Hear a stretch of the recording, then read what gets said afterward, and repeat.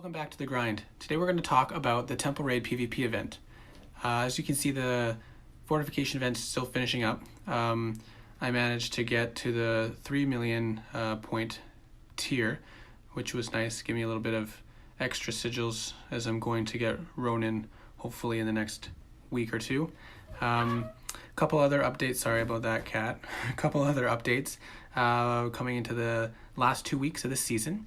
They're releasing super sigil chests, which is a good way to get any last sigils you need if you don't think you have enough gold chests to do it.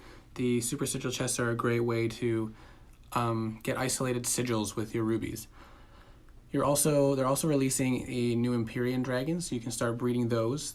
However, the breeding event will be after this coming PvP. So if you are trying to use your breeding tokens wisely, like I always recommend, I would wait till then. I'm a long ways away from Empyrean though, so that's not that important for me. Anyways, let's talk about some basics of the next event, Temple Raid. So you come to this page in the PvP menu and you see a bunch of islands. You're not really sure what's going on. Make sure you check with your team because this one is important to coordinate. The basics of it is you attack other teams to gain points to travel down a path along the island, and at 4 different points you have to attack like a little castle guard, and then at the end you are at the end of the temple, and it will, once you complete that whole island, it clears fog from the center island. You have to clear the fog from all 5 islands to uncover the center temple island.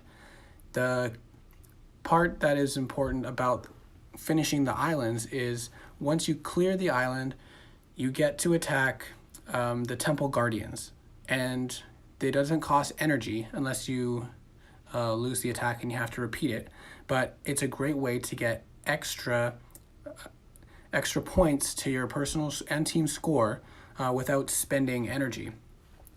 The thing that is tricky about it is if you're not coordinating with your team and you're attacking all different islands and it takes a long time to reach the end, the little storm cloud there goes around every 3 hours and moves positions. So it'll go onto one of the islands, and if you're not in the temple, then it'll reset your progress to 0 once the storm passes. You can't access the island to continue moving forward while the storm is there.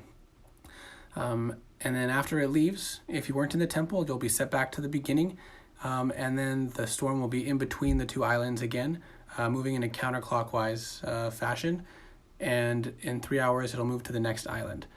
So you really want to start on the island that the storm has just passed to give you enough time to complete the island with your team. Now, another little thing that's thrown in there is as soon as the storm leaves an island, it's supercharged. So the first team to complete that island gets bonus victory points for their team. So it does take some coordination. Make sure you're asking your officers and hitting the marked island. They'll put a little target above the island that they want you to attack. Once you clear all 5 islands, the center island is a free, and it's another Temple Guardian island with stronger bases. So that's pretty much the basics of it. 1, make sure you're attacking the island your team wants. Once you complete the island, you get to attack the temple guards. You need to clear all 5 islands to open up the center island to attack, again, more guardians. That gives extra bonus points. Another awesome thing about this PvP event is there will be wildfire attacks for only 50 fires. So you'll have a lot more chances to use the wildfire attacks, which will be great for a free-to-play player. So that's it for this video. I hope it helped you understand the basics of this event a little bit more. Good luck in the PvP event.